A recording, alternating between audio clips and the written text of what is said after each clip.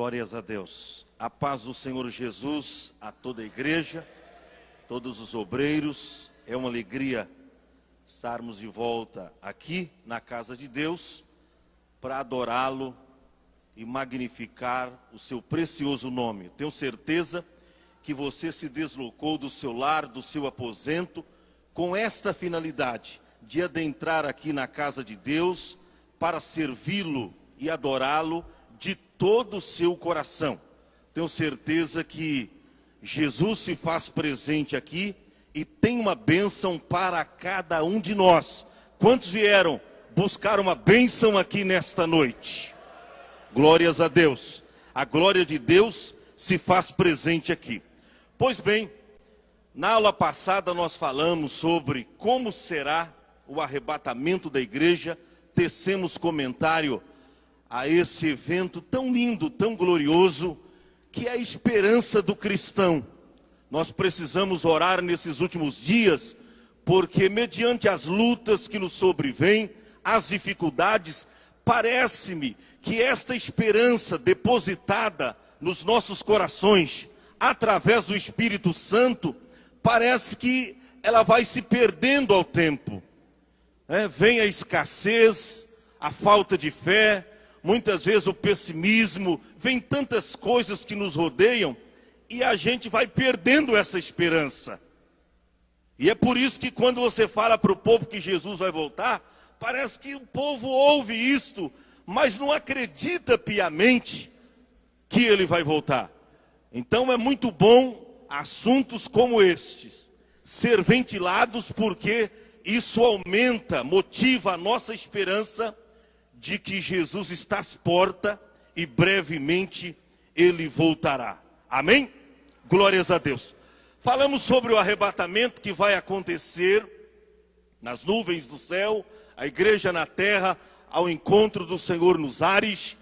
Hoje, aqui não vai dar para falar, nós vamos falar sobre o tribunal de Cristo, porque após o arrebatamento da igreja, a igreja então ela vai se apresentar diante do Senhor no tribunal de Cristo, não para ser julgada com relação à salvação, porque a igreja nesse momento já vai estar pronta para habitar na Nova Jerusalém, corpos celestes, corpos incorruptíveis. Então a igreja já vai estar pronta, mas nós vamos mostrar aqui o que significa então o tribunal de Cristo. Eu gostaria de convidá-los para ler aqui a palavra do Senhor. Primeira carta de Paulo aos Coríntios, no capítulo de número 3, ou 3, como queiram. Primeira epístola de Paulo aos Coríntios. Às vezes nós falamos primeiro os Coríntios, mas a verdade deve se pronunciar, primeira epístola, ou primeira carta de Paulo, segunda carta de Paulo aos Coríntios. Quando a gente fala primeiros Coríntios, segundos Coríntios, parece que tinha dois povos, na verdade é um povo só. Então, primeira epístola de Paulo aos Coríntios, capítulo 3, ou 3, a partir do versículo de número 11. Vamos ler até o versículo de número 15. Deixa eu ver quantos vieram armados nesta noite. Levantem aí as vossas armas. Olha que visão linda, privilegiada eu estou tendo aqui, pastor. Sempre digo que ter Bíblia e não usá-la é a mesma coisa de ter sapato e andar de meia. É a mesma coisa de ter meia, mas não ter sapato.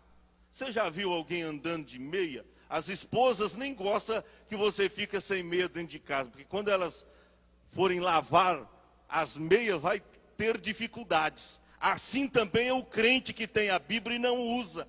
É a mesma coisa de ter meia e não ter sapato. Não adianta nada. Você sabia que a palavra de Deus é calçado para os nossos pés? Paulo diz assim: calçados os vossos pés na preparação do evangelho da paz. Então a palavra de Deus é calçado.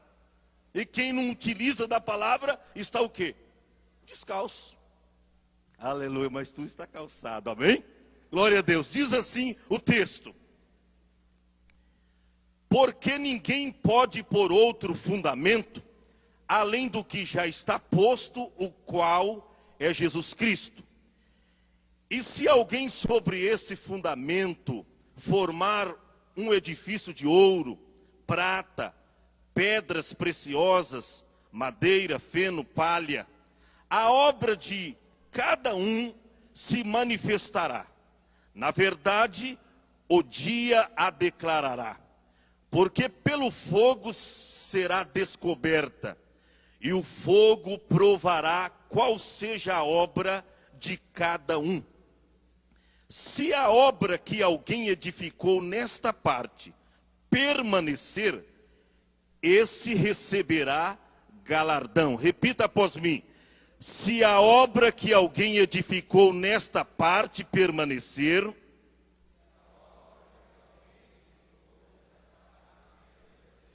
esse receberá galardão.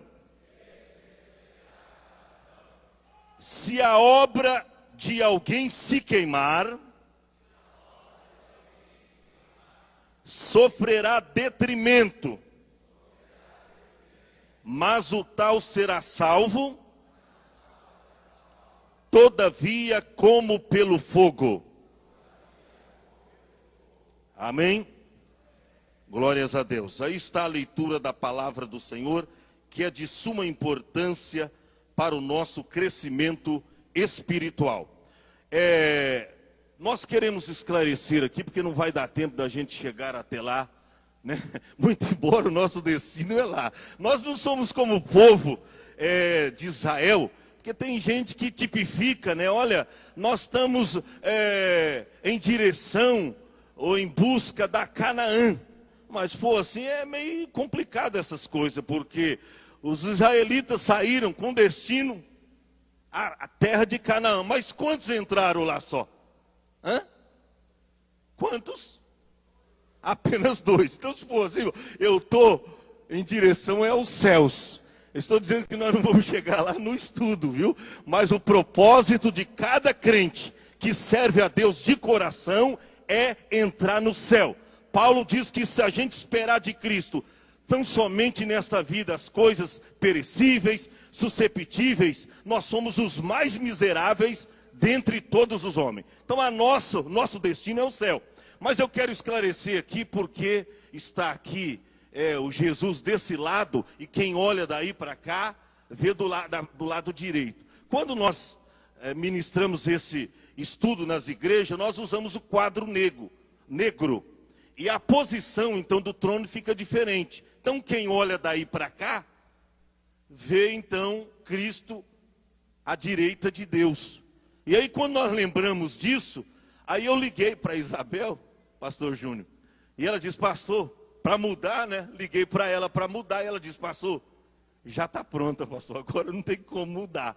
Então, é por isso que está desse lado. Mas, na verdade, os irmãos sabem que o trono está aqui. Então, à direita de Deus, evidentemente que Jesus está desse lado, à direita de Deus, né?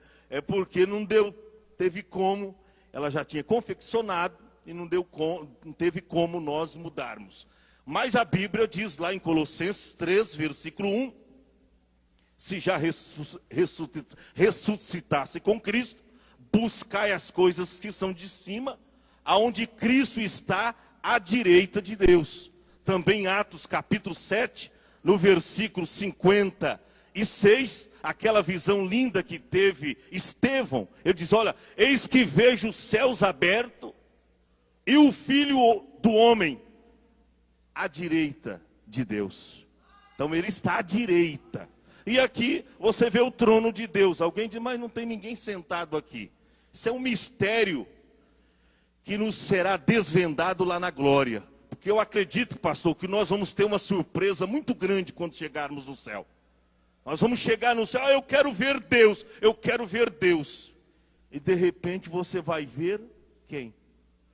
Jesus. Jesus.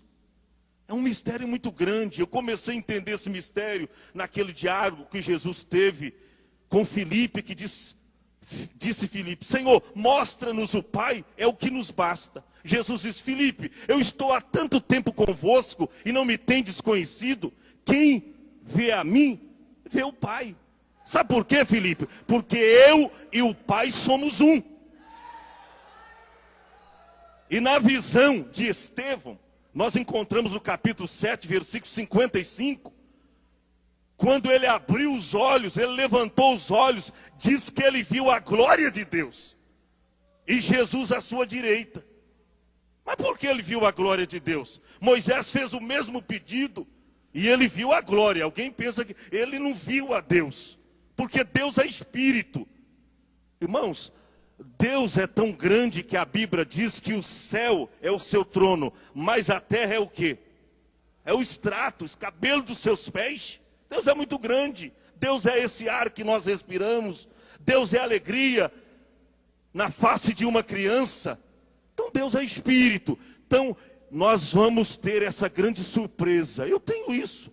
Não vai dar tempo da gente mostrar nas escrituras sobre esse tema, mas isso é muito lindo, irmão, porque Jesus também é Deus. Aleluia. Jesus também é Deus. Amém? Glória a Deus. Nós vamos mostrar um slide agora da introdução sobre esse tema. Você pode abrir aí. O tribunal de Cristo. O irmão nos ajuda lá. Pode apagar. Primeiro slide.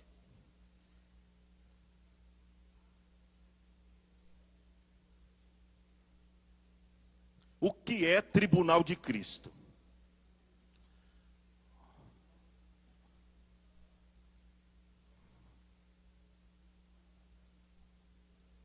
Eu vou ler aqui, as minhas folhas aqui, porque dá um brilho aqui, uma claridade que nos atrapalha na leitura.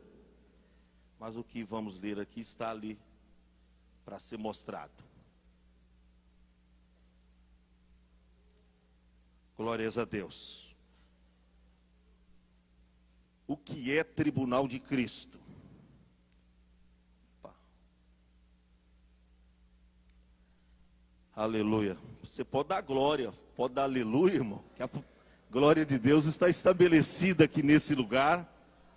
E como o nosso pastor falou, às vezes a gente adentra aqui um pouco cansado, tédio, desgostoso. Mas se você abrir a sua boca e começar a glorificar a Deus, daqui a pouco você vai esquecer que está cansado, sem dinheiro, está doente, de repente é renovado espiritualmente. É só começar a dar glória. Aleluia. Não sei se dá para crescer um pouco mais aí, irmão. Mas, pois bem, o que é tribunal de Cristo? O tribunal de Cristo vai realizar-se logo após o arrebatamento da igreja. Todos os salvos e remidos passará por uma avaliação do que fizemos ou não fizemos. Uns receberão louvor, outros censura. Mas tu, porque julgas o teu irmão? Pois todos havemos de comparecer perante o tribunal de Cristo. Romanos 14, versículo 10. Então, nesse tribunal, todo o nosso trabalho, tudo aquilo que você fez para o Senhor Jesus, nesse dia, você vai receber a recompensa. Por isso que está escrito lá no segundo livro das Crônicas, capítulo 15, versículo 7. Mas esforçai-vos, e não desfaleçam as vossas mãos, porque a vossa obra tem uma recompensa.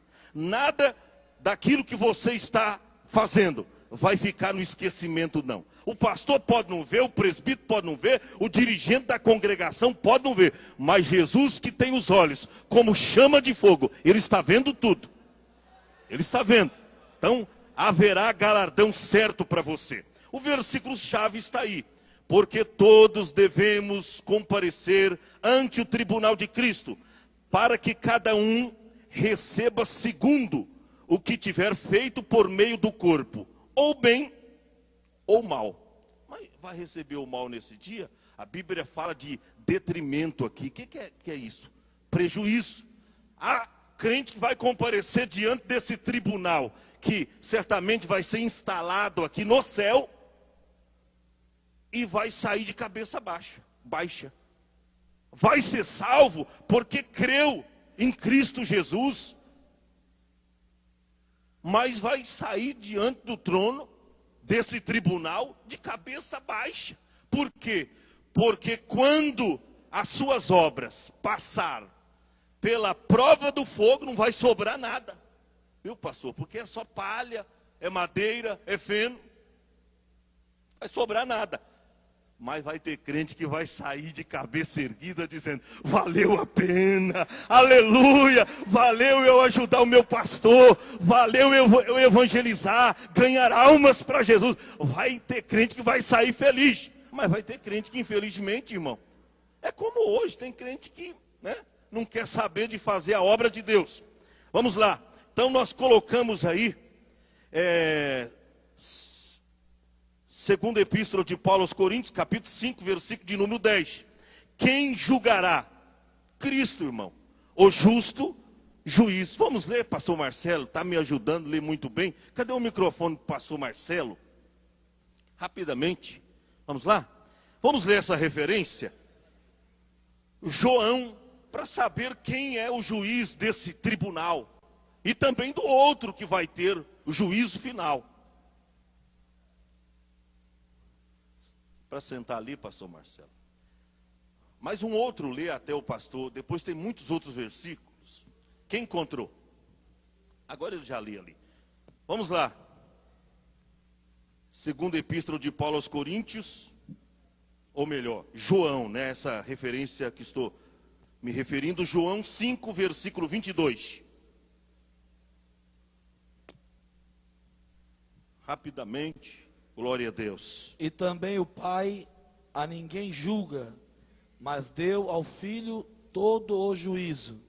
Então, o Pai a ninguém julga, mas ele deu todo o juízo ao Filho. Então, tanto no tribunal de Cristo, quem vai estar julgando é nosso Senhor e Salvador Jesus Cristo, porque foi Ele que morreu na cruz do Calvário por nós, e também no outro tribunal, que será o tribunal para absolver, se tiver alguém para ser absolvido, porque se trata do juízo final. Então é Cristo também que vai estar sentado no trono branco para julgar todos os povos. Juízo final. Quem será julgado? Todos os salvos, sem exceção.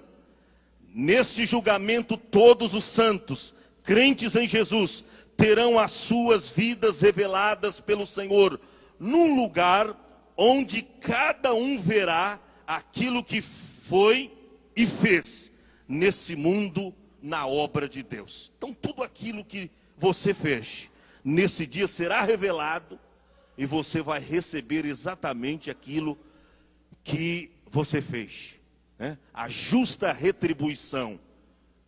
Quando a gente ouve dizer, o pastor sempre diz, né? Deus é o melhor patrão. E é mesmo. O diabo também é patrão. E tem um salário para o pecado. Porque a Bíblia diz que o salário do pecado é o quê? O salário também paga, né? O pecado paga salário também. É a morte. Mas Jesus tem um salário bom para você. Recompensa na eternidade. Onde será o tribunal? No céu. Em um outro lugar não poderia ser. O céu é a morada de Deus, e é para lá que iremos. Glória a Deus, irmão. Esse lugar não será um tribunal condenatório. Ele vai recompensar todo o trabalho das nossas mãos e todo o nosso empenho demonstrado na honra ao seu nome. Não é quando você trabalha para se aparecer, para alguém te ver, você ser notado, não. Quando você faz tudo, às vezes está lá nos bastidores, ninguém está te vendo, mas os olhos do Senhor estão lá. Ele está te vendo e Ele vai te recompensar. Glória a Deus. Ali naquele tribunal, as obras dos santos serão todas provadas pelo fogo. Ou seja, tudo será examinado. Se as fizemos de boa vontade, receberemos galardão. Mas se as fizemos com motivos de alto benefício, nada receberemos. Paulo foi velho em dizer isso. Ele diz, ó, se eu anuncio o evangelho, não tenho de que me gloriar, pois me é imposta essa obrigação. E ai de mim, disse Paulo, se não anunciar o evangelho. Essa palavra ai é designativa de dor, de punição. Paulo estava dizendo em outras palavras, se eu não anunciar o evangelho, serei punido, Deus cobrará de mim. Mas aí ele diz, ó, no versículo seguinte, mas se o faço de boa mente, terei o quê? Prêmio. Se eu faço de boa mente, terei prêmio. Mas se de má vontade, disse Paulo, apenas uma dispensação me é confiada. Não adiantou nada. Teve o cargo de pastor, mas é porque está visando outras coisas, que não é o crescimento ou a expansão do reino de Deus aqui na terra. Não adiantará nada, absolutamente nada. Então o que está escrito, vamos mostrar. Como será o julgamento? Tudo será transparente e público. Ou seja, o que tivermos feito por meio do corpo, de bom ou de ruim, será conhecido por todos os presentes. Todos aqueles que estiverem diante desse tribunal, vai saber quais foram os galardões que os outros receberam. E quem vai sair com a cabeça erguida diante desse tribunal? E quem vai sair cabisbaixo porque, infelizmente, fez como aquele camarada que recebeu o talento, mas como era um só, o que ele fez? Cavou na terra e escondeu o dinheiro, o talento do seu senhor. Aquele que recebeu 2 trabalhou denodadamente e granjeou mais 2. O que recebeu 5 também. Mas aquele escondeu o talento, o dinheiro do seu senhor. E tem gente assim na igreja. Tem gente que tem 5, 6 cargos e executa todos maravilhosamente. Tem crente que recebe só uma responsabilidade, só um trabalho, uma função. E aquela função que recebe, ele enterra. Felizmente, isso acontece. Nada ficará encoberto. Todas as coisas estão nuas e patentes aos olhos daquele a quem havemos de prestar contas. Está lá na Epístola aos Hebreus 4, versículo 13. O julgamento dos crentes não será para condenação. A nossa salvação está garantida pelo sacrifício de Jesus. O julgamento será para galardoar aqueles que foram fiéis, que não enterraram seus talentos, souberam utilizar os dons espirituais e ministeriais recebidos, que, enfim, cumpriram a contento a missão que o Senhor lhes confiou.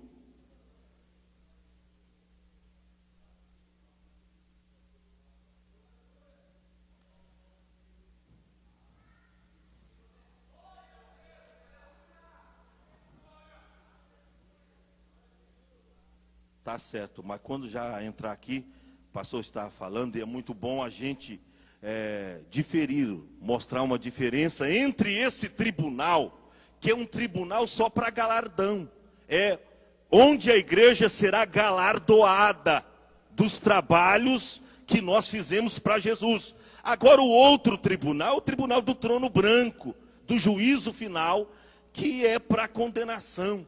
Então, não vai dar tempo da gente tecer comentários sobre ele, mas ainda na apostila, nós já vamos entrar, estamos terminando, vamos estar mostrando muito a respeito desse tribunal.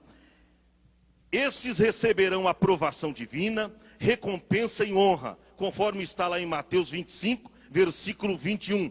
Os servos negligentes receberão reprovação divina, envergonhados serão, sofrerão perdas. É por isso que diz aí, que se a obra que alguém edificou nessa parte não permanecer, o tal sofrerá detrimento. O que é detrimento? Prejuízo. Mas todavia será salvo, como que pelo fogo. Então não haverá galardão para aqueles que infelizmente cruzaram os braços, né? Como aquele missionário, né? Eu quero trabalhar para meu Senhor, mas estava lá na rede da sua casa, a criança juntamente com ele, balançando ele lá e vamos cantar. Eu quero trabalhar para meu Senhor, mas lá, aí não tem galardão, irmão. Mas galardão certo é para aqueles que trabalham com alegria para o Senhor Jesus. Finalizando, tudo será revelado. Nossos atos mais ocultos, nossas palavras, nosso caráter, nada ficará encoberto. É o momento de prestarmos contas de nossas ações, fidelidade e zelo na obra do Senhor. Cristo, o juiz, vai galardoar-te com coroas e galardões. Que tens feito na obra de Deus? O que é que você tem feito para Ele?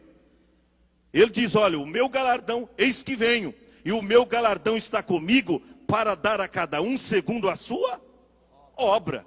Glória a Deus. Obrigado, irmão. Vamos então rapidamente mostrar, para ninguém ter dúvida a respeito aqui, o que é tribunal de Cristo. Aqui tem um errozinho também que eu pedi para a menina lá, e essa aqui ela disse que, né, tá introdução, escrito introdução. Na sequência dos eventos escatológicos, 2 deles subsequentes ao arrebatamento da igreja acontecerão no céu: o tribunal de Cristo e as bodas do Cordeiro. Os eventos na terra depois do arrebatamento da igreja acontecem durante a grande tribulação. Nesse tópico, mostraremos que o tribunal de Cristo será o trono de concessão de prêmios aos vencedores deste mundo tenebroso. Então veja bem, o tribunal de Cristo é o quê? É um trono de concessão de prêmios aos vencedores deste mundo tenebroso. É por isso que Paulo diz que se o faço de boa mente, ele se referia à sua obra, ao seu trabalho, terei prêmio. Mas se de má vontade, apenas uma dispensação me é confiada. Então, é um trono de concessão de prêmios aos vencedores desse mundo tenebroso. Ainda que o crente se salve da condenação eterna pela justificação plena que a fé em Cristo alcança, como diz Romanos 5, versículo 1, sendo, pois, justificado pela fé, temos paz com Deus por nosso Senhor e Salvador Jesus Cristo. Ainda que o crente se salva, porque ele creu, ele acredita no sacrifício de Cristo, no sacrifício expiatório, então ele será salvo. Todavia, será julgado por suas ações, conforme está escrito na segunda epístola de Paulo aos Coríntios, capítulo 5, versículo 10. As nossas relações com os nossos irmãos serão examinadas. Quer ler, pastor? Romanos 14, versículo 10. Romanos 14, 10. As nossas relações com os nossos irmãos serão examinadas. Pode ler. Mas tu, porque julgas teu irmão, ou tu, também porque desprezas teu irmão, pois todos havemos de comparecer ante o tribunal de Cristo. Então está aí, não adianta julgar, porque todos nós havemos de comparecer primeiro, isso é, antes o tribunal de Cristo. Aqui diz, onde vemos o nosso serviço a Deus, será provado como por fogo. É o que diz a Bíblia. Possivelmente, nós colocamos aqui na apostila, veremos e lembraremos momentaneamente dos nossos pecados e faltas, para logo em seguida reconhecê-los apagados e perdoados para sempre pelo sangue de Jesus. Isso é algo que eu coloquei aqui, que eu sinto que nesse momento possivelmente nós lembraremos momentaneamente dos nossos pecados e das nossas faltas, mas lembraremos também que valeu a pena você se esforçar, você se dar na obra de Deus, porque agora você estará sendo galardoado, recompensado pelo justo juiz.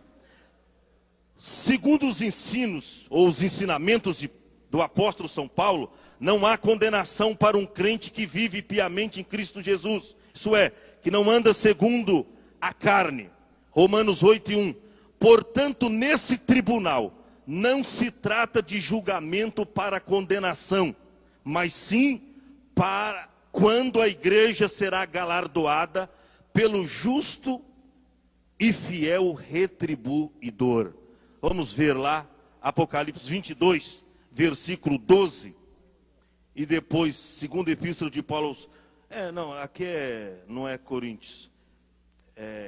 Segundo livro das Crônicas. Só a primeira referência, Apocalipse 22, eu já citei aqui, versículo de número 12. O que diz? E eis que cedo venho, e o meu galardão está comigo para dar a cada um segundo a sua obra. Aí está. E eis que cedo venho, não é tarde, é cedo.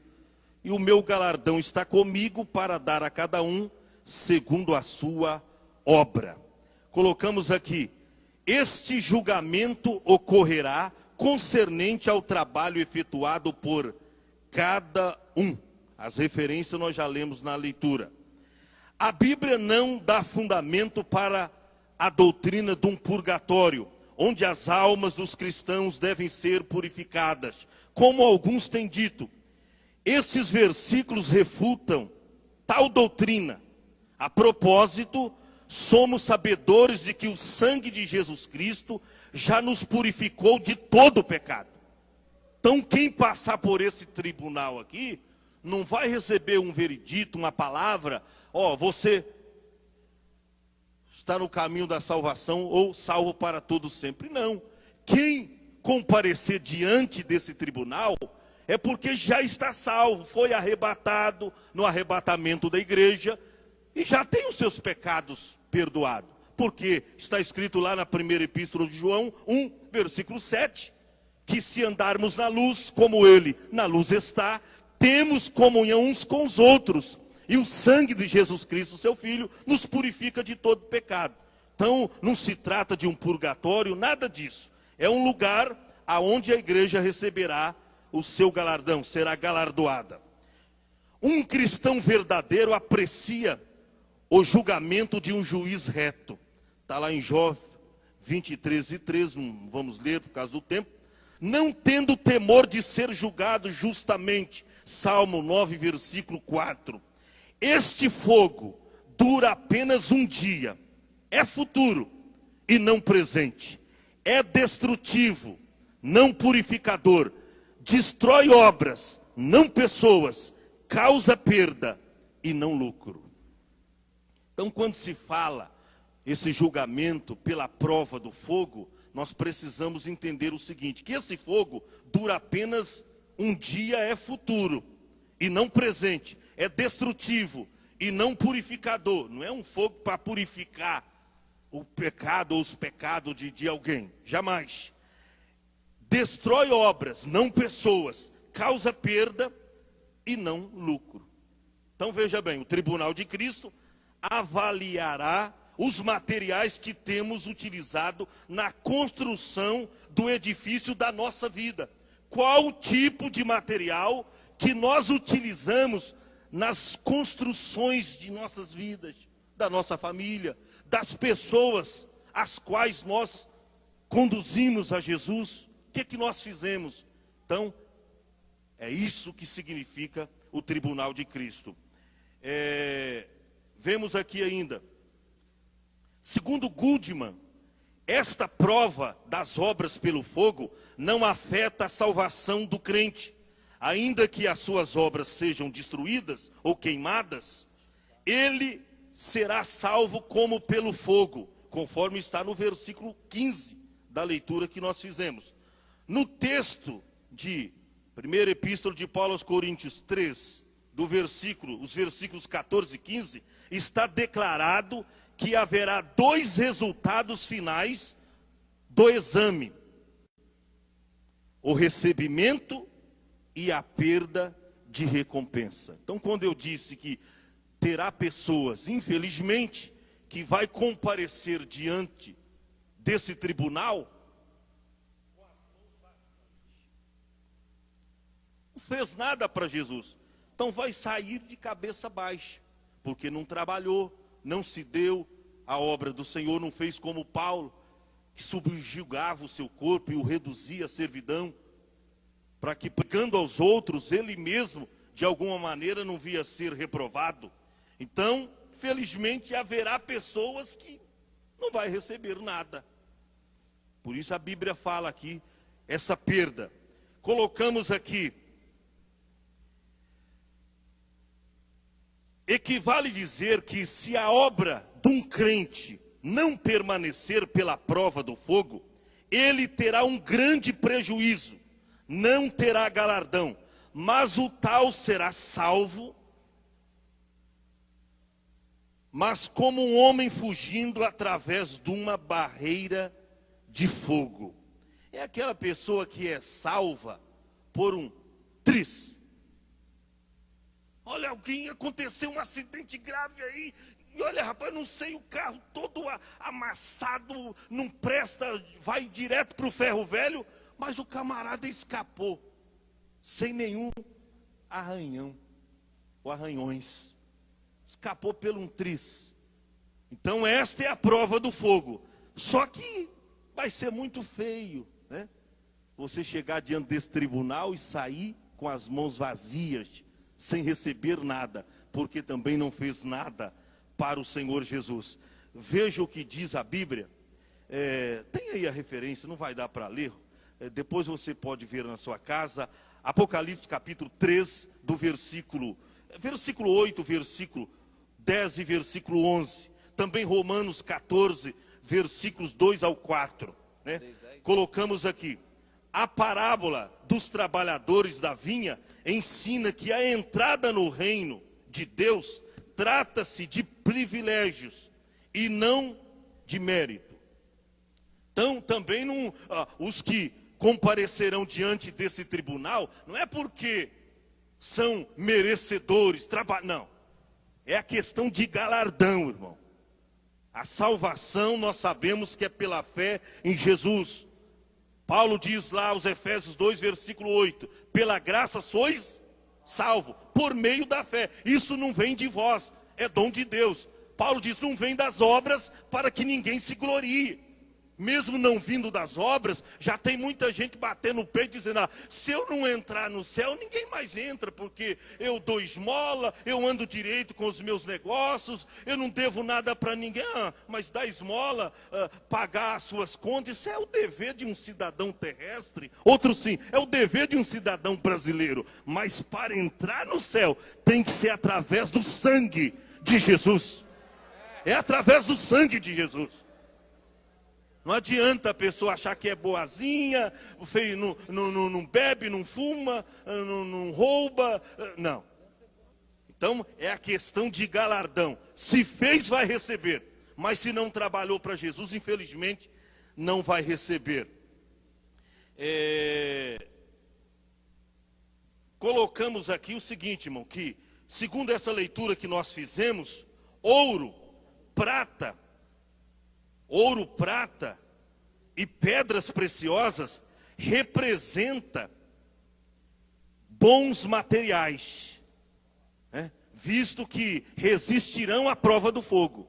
Então fala aqui de 3 materiais bons: ouro, prata e o que mais? Pedras preciosas.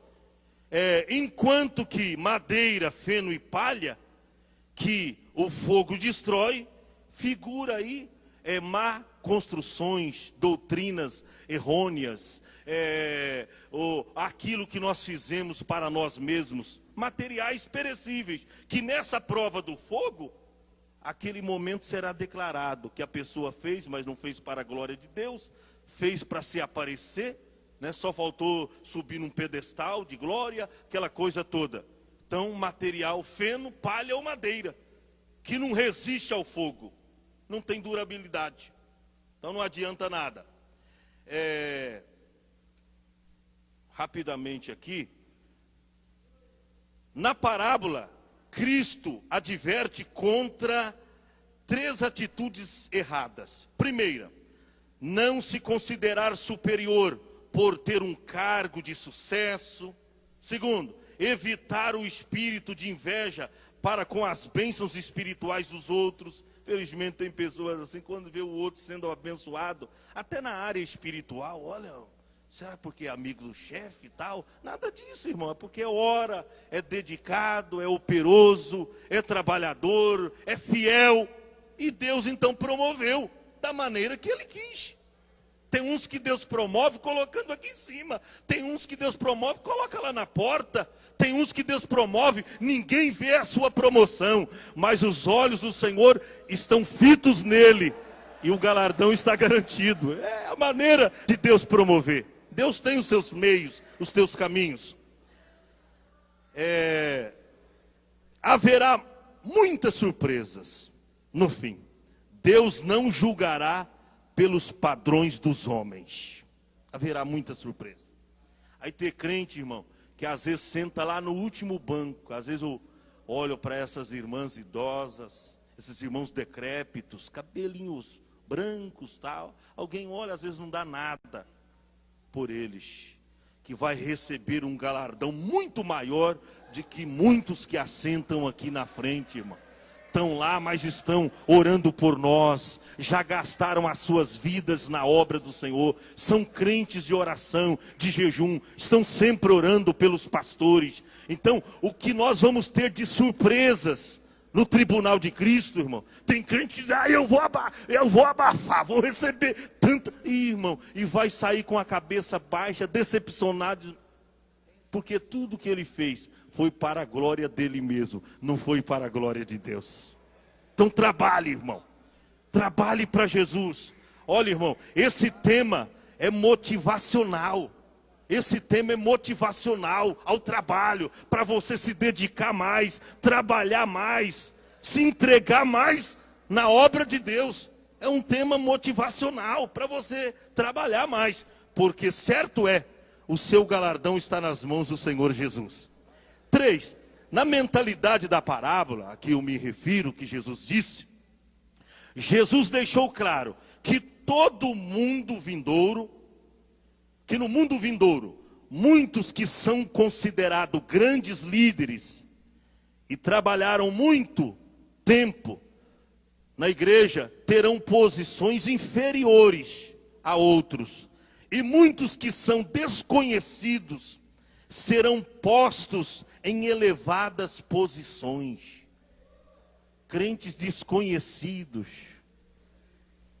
Que não fica aqui na frente, que você não vê o trabalho deles aparecendo assim de uma maneira tão visível na igreja, mas eles estão lá em oração, em jejum. Aquela irmãzinha idosa que já pega de manhã ali a vassoura para varrer a igreja, aquele irmão que com dificuldade caminha para a porta da igreja para cuidar ali como porteiro, e assim sucessivamente. Haverá muitas surpresas nesse tribunal.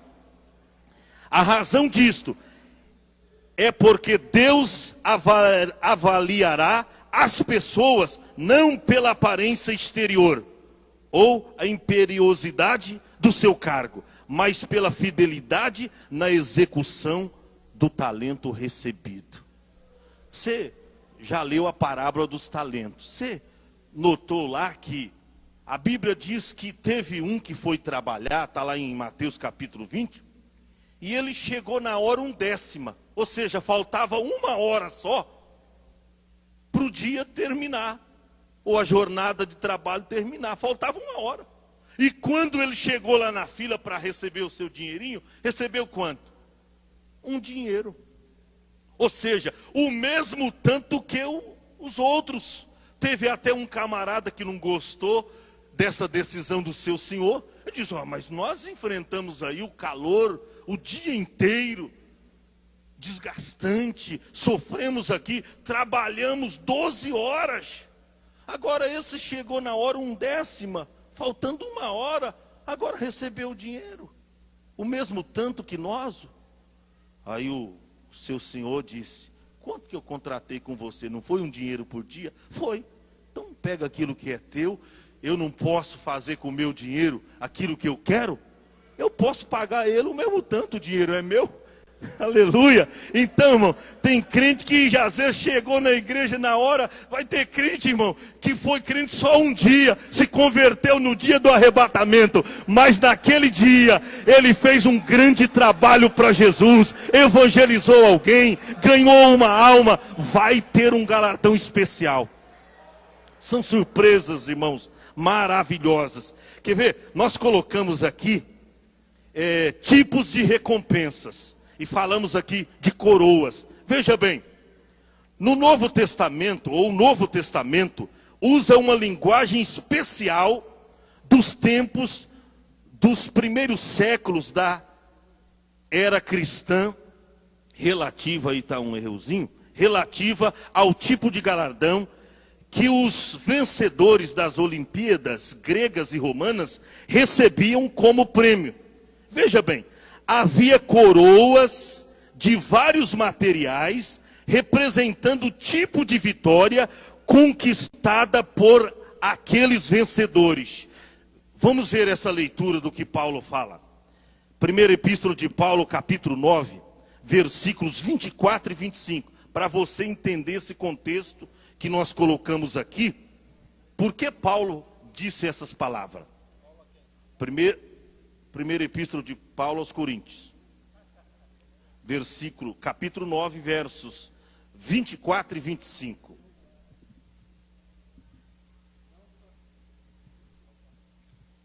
Não sabeis vós que os que correm no estádio, todos na verdade correm, mas um só leva o prêmio? Correi de tal maneira que o alcanceis. E todo aquele que luta, de tudo se abstém, eles o fazem para alcançar uma coroa corruptível, nós, porém, uma incorruptível. Olha aí. Então Paulo, pensando naquilo que já acontecia nas Olimpíadas gregas e romanas, ele fala aqui de alguns tipos de recompensas. E nós colocamos aqui o seguinte: a igreja receberá nesse dia, fica bem pronto aí para ler essas referências, pastor. Primeiro, a coroa de benignidade e de misericórdia. Vamos ler Salmo 103, versículo 4? Rapidamente. Hoje só deixaram o pastor Marcelo sozinho lá. Tinha um outro companheiro que ajudava. Está sem. O que diz aí? A coroa de benignidade e de misericórdia. Vamos ver alguns tipos de coroas. Salmo 103. Quem redime a tua vida da perdição e te coroa de benignidade e de misericórdia.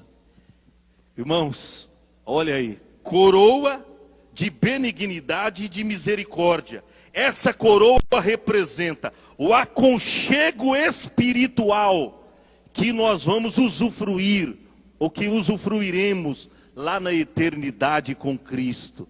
Um aconchego espiritual. Coroa de benignidade e de misericórdia. Aí B, vamos receber também uma outra coroa.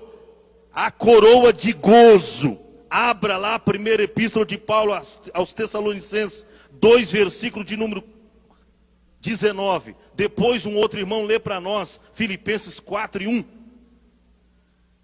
Porque qual é a nossa esperança, ou gozo, ou coroa de glória? Porventura, não sois vós também, diante de nosso Senhor Jesus Cristo, em sua vinda? A outra referência. Portanto, meus amados e muito queridos irmãos, minha alegria e coroa, estáis assim firmes no Senhor, amados. Olha, a coroa de gozo. Essa coroa representa o estado de gozo absoluto que desfrutaremos na eternidade. E sabe para quem será dado essa coroa? Coroa de gozo será dada a todos os ganhadores de alma. Porque vê o contexto desses versículos que Paulo se refere aí. Ele fala de ganhar almas. Minha alegria e coroa é estáis firmes no Senhor amado. Ele fala de ganhar alma. Então esta coroa de gozo será dada a todos os ganhadores de almas. Às vezes não receberam o título de pastor, mas eram verdadeiros ganhadores de almas. Estavam nas favelas, pelas ruas, né, campos e valados, falando de Jesus. C, uma outra coroa que vamos receber, a coroa da justiça.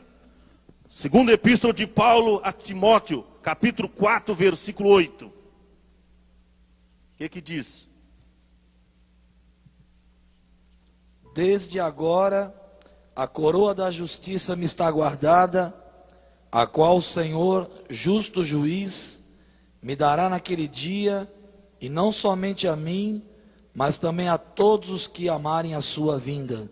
Olha, vamos receber, irmão, no dia do tribunal de Cristo, a coroa de justiça. O que representa essa coroa para a igreja? Coroa da justiça representa capacidade de exercer juízos sem ser afetado pelo mal. Por isso, coroa de justiça. Capacidade de exercer juízos sem ser afetado pelo mal. Para quem será dada esta coroa? A coroa da justiça será dada a todos os que amarem a vinda do Senhor. Está nesse versículo aí. Paulo diz: e não será somente dada a mim, mas a todos quanto amarem a vinda do Senhor. Você ama a vinda do Senhor, irmãos? Quantos aqui amam a vinda do Senhor? Mas você pensa na possibilidade dele voltar ainda hoje? Pensou nisto?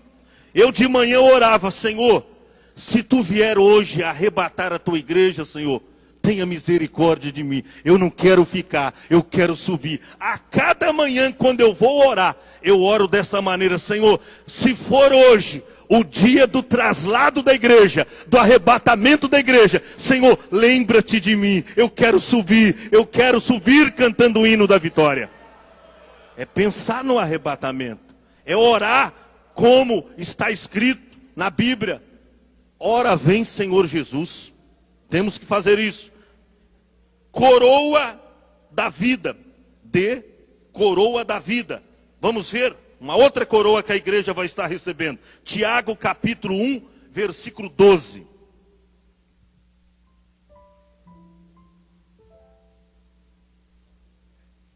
Encontrou? Pode ler.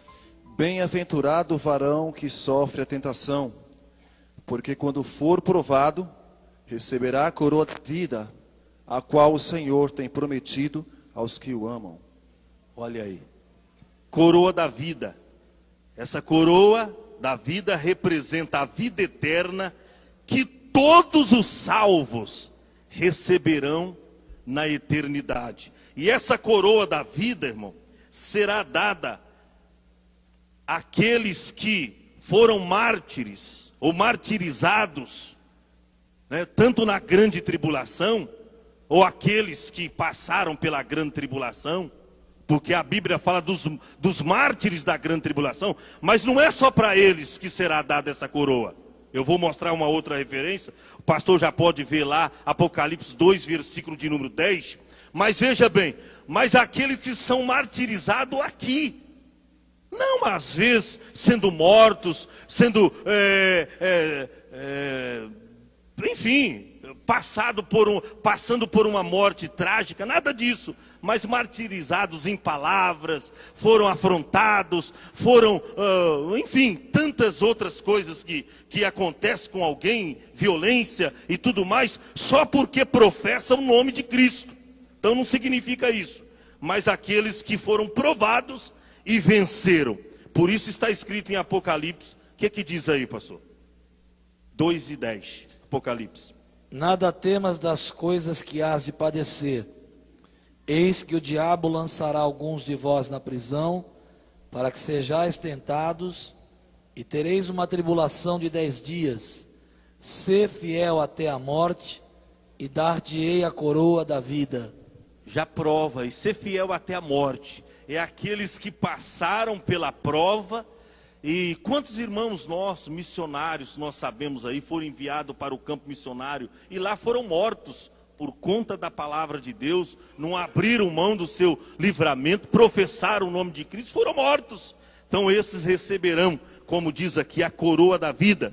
Mas uma outra coroa, a coroa de glória. Primeira epístola de Pedro, capítulo 5, versículo 4. Vamos pelo menos terminar aqui falando das coroas rapidamente. O tempo já... E quando aparecer o sumo pastor, alcançareis a incorruptível coroa de glória. Coroa de glória, a igreja vai receber nesse dia. O que representa essa coroa? O estado de glória muito excelente, que nós vamos usufruir na eternidade. Paulo, quando fala de tribulação, ele diz, porque a nossa leve e momentânea tribulação produz para nós um peso de glória muito excelente. Irmão, há uma glória tão grande, tão imperativa, nos esperando na eternidade, irmão, que após você ouvir essa palavra, tu tem que dar um glória a Deus bem alto e dizer, olha, eu não vou desanimar não, eu vou perseverar até o fim, porque eu quero receber essa coroa, coroa de glória, o estado de glória que nós teremos lá na eternidade. Uma outra coroa, a coroa de ouro, Apocalipse capítulo 4, versículo 4. Rapidamente, coroa de ouro. Pode ler, pastor. E ao redor do trono havia 24 tronos, e vi assentados sobre os tronos 24 anciãos, vestidos de vestes brancas, e tinham sobre a cabeça coroas de ouro. Olha aí, esses 24 anciões representando a igreja do passado, através das 12 tribos de Israel, mas representando os apóstolos e a igreja do Novo Testamento. E diz que cada um tinha então uma coroa de ouro na cabeça. Irmão, essa coroa de ouro representa posições e destaques lá na eternidade. Coroa de ouro. Ouro você não dá para qualquer um, não. Então, posições de destaque, pessoas que se desgastaram aqui na obra, e evidentemente que na eternidade, por tudo aquilo que ele fez aqui, irmão, ele será recompensado com esse tipo de material, diz a Bíblia. É lógico, tipificando, né, prefigurando aqui uma coroa de ouro. Depois, coroa incorruptível. Paulo diz aí, primeira epístola aos Coríntios, capítulo 9, versículo 25, coroa incorruptível. É tantas coroas que a Bíblia diz, irmão. Pode ler, pastor. Vamos finalizar já. E todo aquele que luta, de tudo se abstém. Eles o fazem para a coroa corruptível, nós, porém, uma incorruptível. Olha aí, coroa incorruptível. Essa coroa representa a durabilidade dos materiais na eternidade, irmão. Lá nada perece, tudo permanece para todo sempre. Aqui você ganha alguma coisa, uma joia, de repente perece. Mas os materiais lá na eternidade têm durabilidade. Então, coroa incorruptível. Mas também vamos receber a coroa de ouro fino. Interessante, tem coroa de ouro e tem coroa de ouro fino. Ouro fino, os irmãos sabem que é o ouro mais provado pelo fogo. Veja, está lá no Salmo de número 21, versículo 3. Salmo 21, versículo 13. Só vou ler essas referências para terminar, pastor. Eu sinto muito aqui, porque a gente tem que ler os versículos, tem que mostrar, porque o bom desse estudo é você mostrar, ler a Bíblia com os irmãos, porque assim nós aprendemos. Encontrou, pastor? 21 e 3. 3. Pois o provês das bênçãos de bondade, pões na sua cabeça uma coroa de ouro fino. Ele vai colocar na sua cabeça. Já proveu você de bondades, mas essa coroa será colocada na sua cabeça. Coroa de ouro fino. Por isso que o diabo, pastor, anda tão furioso conosco e com você. Sabe por quê? Porque ele sabe daquilo que você vai receber. Está pensando que o diabo não sabe disso, está cegas? Ele sabe, irmão, que a igreja será galardoada no dia do tribunal de Cristo. É por isso que a palavra de Deus nos adverte. Olha, guarde o que tens, para que ninguém tome o quê? A tua coroa. Porque o diabo quer essas coroas, mas para ele não tem mais jeito. Então, Deus, através da morte vicária de Cristo, te concedeu esse direito de você recebê-las.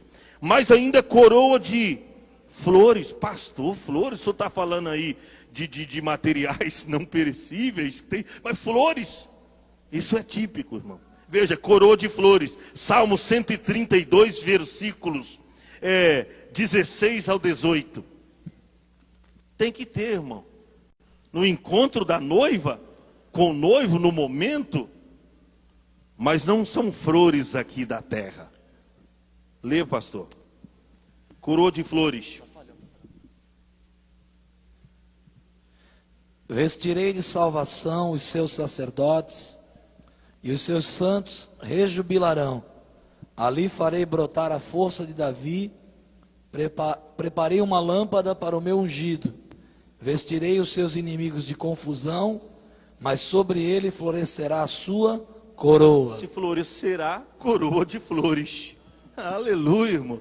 Você vê que quando tem um casamento, né, a esposa, a noiva vem com aquele buquê de flores, tal. E nesse dia não vai faltar isso também. Mas tem o seu significado, coroa de flores. Você dá uma coroa de flores para quem você ama. Então essa coroa representa, irmão, a comunhão íntima e a proximidade do mestre. Tem pessoa que vai sentar lá no trono mais próximo do mestre. E tem pessoa que vai sentar um pouco mais distante. Mediante a sua comunhão aqui, a sua integridade, a sua fidelidade a Jesus, irmão. Suas orações.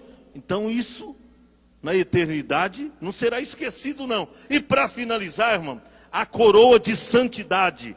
Êxodo 29, versículo de número 6. O que diz lá? E a mitra porás sobre a sua cabeça, a coroa da santidade porás sobre a mitra. Irmão, coroa de santidade. Essa coroa representa o resgate do estado original perdido no Éden. Coroa de santidade. Nós perdemos aquela imagem que Deus nos fez, o homem conforme a sua imagem e semelhança. Mas nós perdemos esta imagem. Mas vamos nesse dia receber a coroa da santidade. Ou seja, o pecado jamais terá domínio sobre a nossa vida. E essa coroa representa o resgate do estado original perdido no Éden. Perdemos. Para finalizar, irmão, porque o tempo já foi. Permita só um minutinho, pastor, para me finalizar aqui. Eu gostaria realmente de falar sobre as bodas do Cordeiro, que é o casamento da noiva. Hoje a igreja não é a esposa ainda de Cristo, é a noiva. Está namorando, né? Estamos namorando. Eu sou namorado de Cristo. Ah, mas eu, pastor, você também, meu irmão, é namorado. Nós estamos namorando. Mas o casamento será efetuado no dia das bodas. Por quê? Porque quando a igreja sair do tribunal de Cristo aqui, cada crente galardoado pelo Senhor, para onde nós vamos depois do galardão? Quando alguém recebe, um competidor aí fora, recebe um prêmio, venceu a corrida, a batalha, depois vai para onde? O pastor disse muito bem lá, vai para a festa, irmão. Então depois que a igreja for galardoada, nós vamos então para a grande festa nupcial, a festa das bodas do Cordeiro. Irmãos, é lindo, nós colocamos aqui coisas maravilhosas. Se você depois, você pode ler na tua casa, o casamento, irmão. Vamos sentar naquela mesa com Cristo. A Bíblia fala que vamos comer do maná escondido. Isso não quer dizer uma comida como a comida aqui da terra, porque os corpos que nós receberemos não necessitam de alimentos nutritivos. Cristo até comeu com os discípulos, provando que era ele mesmo. Comeu lá um pedaço de peixe e tal, nas brasas, mas não precisava. O corpo que a igreja vai receber, que nós receberemos, não necessita disso. Por isso eu quero finalizar dizendo, irmão, vamos ler só uma referência aqui. Primeira epístola de João, capítulo de número 2, versículo 25, para finalizar. O tempo não nos permite mais. Quero já agradecer o nosso pastor aí, por essa oportunidade que nos deu. Mas vamos deixar o que diz a palavra. Primeira epístola de João, capítulo 2, versículo 25. E esta é a promessa que ele nos fez, a vida eterna. E esta é a promessa que ele nos fez, a vida eterna. Jesus disse lá em João 14, não vos deixarei órfão, voltarei para vós. E João disse, olha, filhinhos, e esta é a promessa que ele nos fez. Não é promessa de político, não é promessa de presidente da república, é promessa de Jesus Cristo, o Filho do Deus vivo. E esta é a promessa que ele nos fez, a vida eterna. E sabe qual foi a alerta que João, o apóstolo João, nos deixou?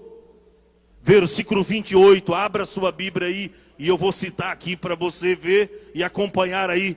Primeira epístola de João, capítulo 2, versículo 28. João diz assim, e agora, filhinhos, permanecei nele. Nele quem? Em Jesus. Para que quando ele se manifestar, quando será essa manifestação? No dia do arrebatamento, do traslado da igreja.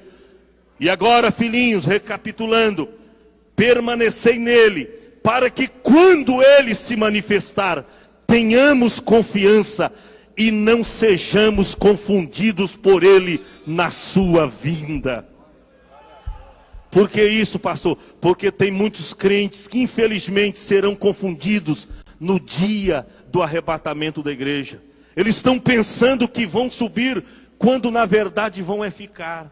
Mas por quê? Ah, mas eu canto no coral. Eu sou maestro da banda, eu toco na banda. Ah, eu sou pastor aqui. Ah, mas eu tenho 2, 3 cargos na igreja. Confundidos no dia da vinda de Cristo.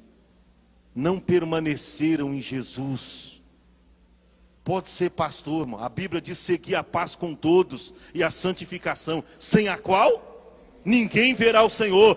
No presbítero não vai ver o Senhor, o pastor não vai ver o Senhor, o evangelista não vai ver o Senhor, se não viver uma vida de santidade. Então João nos alerta dizendo, permanecei nele, para que quando ele se manifestar, tenhamos confiança. O que é confiança? Eu busquei essa palavra no original do grego, significa absoluta certeza, verdadeira convicção.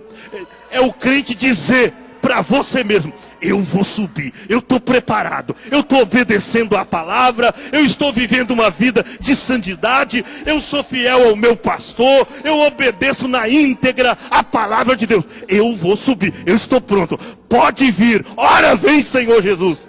É o crente que tem absoluta certeza. Permita a minha franqueza, irmão, e a liberdade que eu desfruto do Espírito Santo em vos dizer isso. Tem crente que tem até medo quando ele ouve dizer que Jesus vem. Ele tem até medo. Não vem agora não. Eu tenho que me reconciliar primeiro. Eu tenho que pedir perdão para o meu pastor. Mas eu louvo a Deus pela tua vida, você que está aqui. Eu tenho certeza que você está devidamente preparado. E que no momento do traslado da igreja, do arrebatamento, você vai subir cantando o hino da vitória. Para comparecer diante do tribunal de Cristo. Para receber o seu galardão. E aí entrar para as bodas. Porque as virgens loucas bateram lá na porta, querendo entrar para as bodas. Mas qual foi as palavras? Quais foram as palavras que elas ouviram? Eu não vos conheço. Apartai-vos de mim para o fogo eterno. Que Deus nos ajude. Que Deus nos abençoe. Vamos fazer como Paulo diz, a cada dia mais firme a nossa vocação e eleição no Senhor, para a gente não perder aquilo que temos ganho, a nossa salvação. A palavra de Deus nos diz, mas aquele que perseverar até o fim será salvo. Infelizmente nós estamos vendo que o comodismo espiritual vem tomando conta do nosso povo. Tem crente que só vem à igreja aos domingos. permita dizer isso, pastor. Ele não tem desejo no coração, só vem à igreja nos domingos.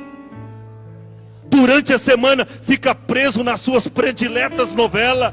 Está cheio das coisas do mundo e vazio das coisas de Deus. Mas eu quero te dizer uma coisa: a igreja visível está aqui, e a igreja invisível está aqui também. A Bíblia não diz que é a igreja visível que vai subir, mas a igreja que vai subir sairá do meio da igreja visível. A igreja invisível é a igreja que vai subir.